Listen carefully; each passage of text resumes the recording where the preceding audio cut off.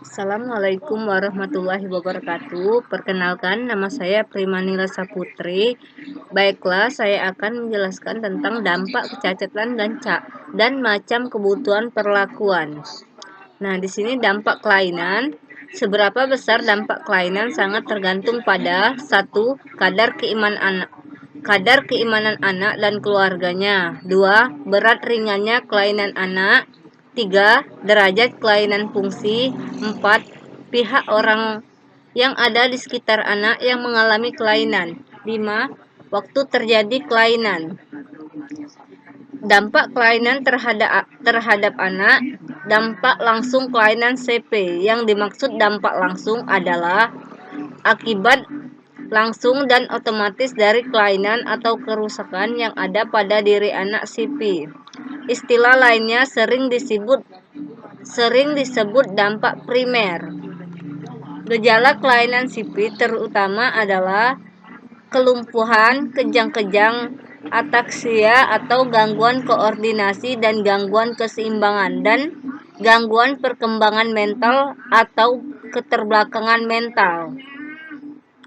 Adanya gejala kelainan anak CP yang tersebut, maka dampak langsung atau primernya paling tidak adalah 1. Adanya gangguan mobilitas atau ambulasasi. 2. Adanya gangguan dalam ADL. 3. Adanya gangguan dalam komunikasi. 4. Adanya gangguan fungsi mental. 5. Gangguan sensoris.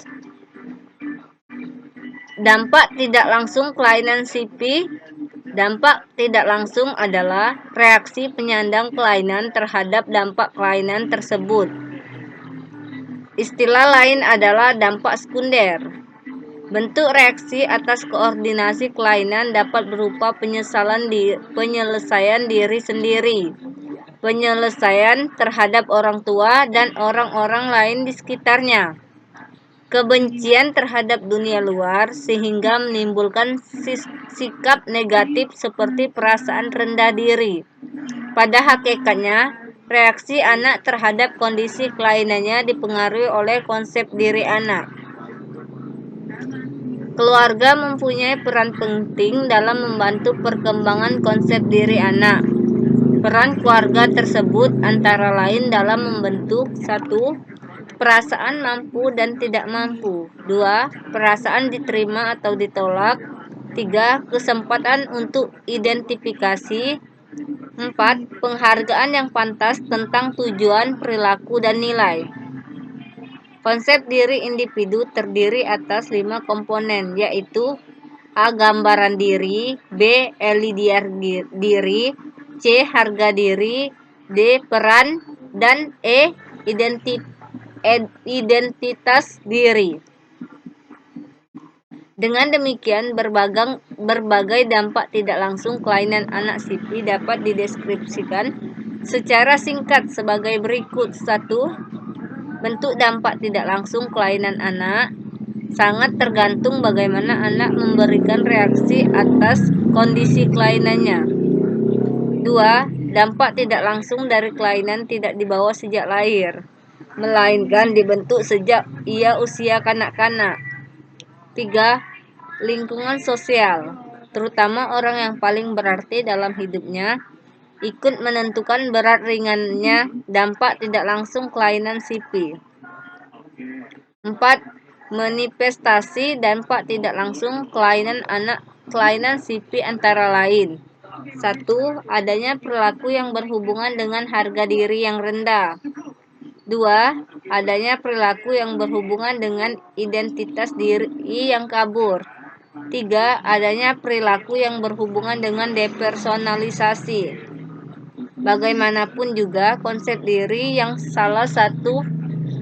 salah pada diri anak CP dapat dieliminir melalui pengalaman hidup yang lebih positif.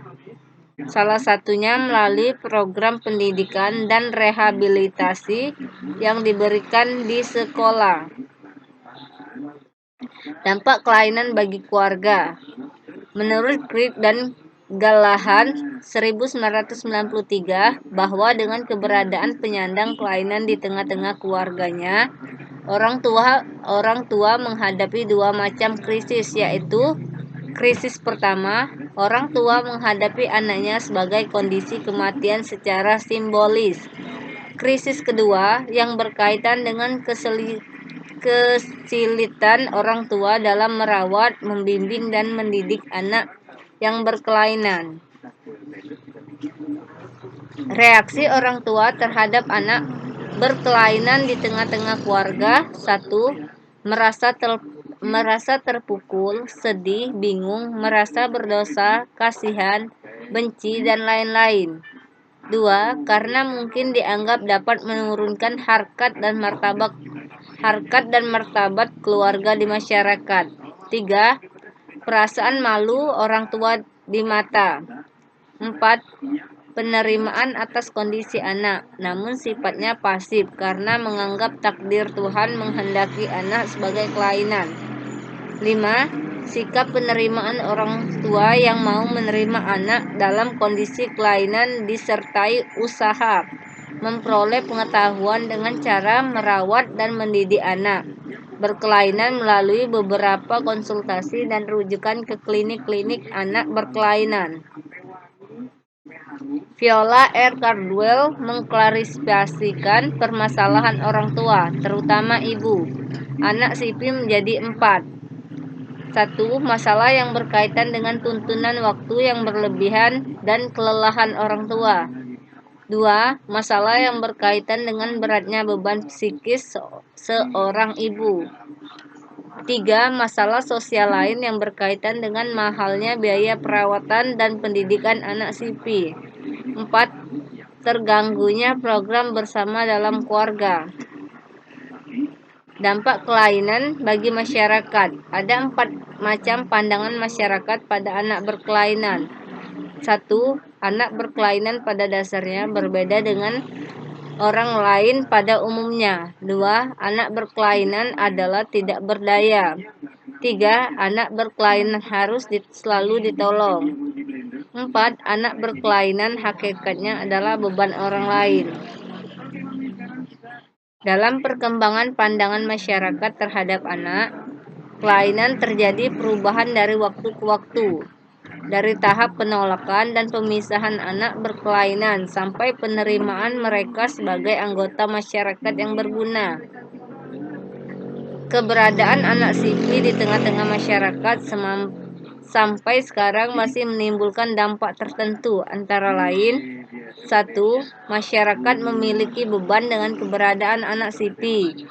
Manifestasi adanya beban yang dipikul masyarakat, antara lain A. Masyarakat perlu membantu anak dan keluarganya dalam memecahkan kesulitan-kesulitan yang dihadapi. B. Masyarakat perlu menyediakan seorang khusus bagi anak sipil atau menyediakan guru pembimbing khusus. C. Dalam skala yang lebih luas, keberadaan anak sipil tetap menjadi beban pembangunan nasional. 2. Bertambahnya warga masyarakat yang tidak mandiri. 3. Berkurangnya jumlah warga masyarakat yang mampu berperan serta dalam proses pembangunan bangsa. Kebutuhan khusus anak cerebral palsy. Kebutuhan perlakuan anak sipil secara umum dapat digolongkan menjadi 3, yaitu 1. Kebutuhan untuk memperoleh pelayanan medik guna mengurangi permasalahan yang dialami anak di bidang medis. 2. Kebutuhan untuk memperoleh pelayanan rehabilitasi dan habilitasi guna mengurangi gangguan fungsi sebagai dampak dari adanya kelainan sipil. 3. Kebutuhan untuk memperoleh pendidikan khusus. Kebutuhan pelayanan medik. 1. Permasalahan anak sipil di bidang medik yang menonjol adalah adanya permasalahan yang berkaitan dengan saraf otot dan permasalahan yang berkaitan dengan sendi. Pelayanan medik yang dilakukan secara konservatif dimaksudkan untuk mencegah terjadinya kontraktur dan deformitas. Pelayanan medik yang dilakukan lewat operasi kadang juga dibutuhkan oleh penyandang kelainan sipil tertentu. Pelayanan medis melalui tindakan operasi sudah ditentu tidak akan dilakukan tanpa